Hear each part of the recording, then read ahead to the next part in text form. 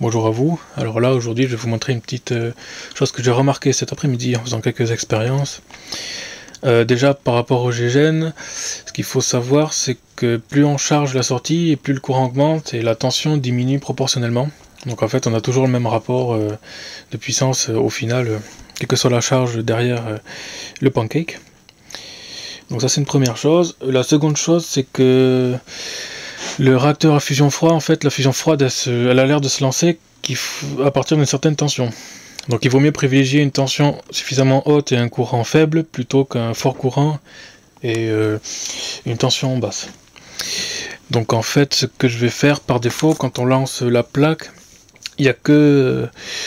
Là en fait, ça pompe trop de courant, donc du coup la tension est trop faible et la réaction ne se lance pas. Donc ce qu'il faut faire, c'est tirer l'électrode pour lancer la réaction et ensuite la replonger progressivement dans l'électrolyte. Donc je vais vous montrer.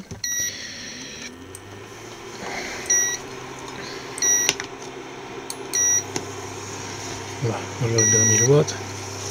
Donc là on a 1000 watts sur la plaque, on a à peu près 1000 watts de conso là. Voilà. On a 7 ampères et demi ici et 90 volts, 92 volts là. Donc là quand on regarde ce qui se passe en fait, il n'y a rien d'autre qu'une électrolyse de base, parce que la réaction ne s'est pas lancée. Donc ce que je vais faire c'est retirer l'électrode pour augmenter la tension au final, pour que ça s'amorce. Je sais pas si on va voir au multimètre en fait.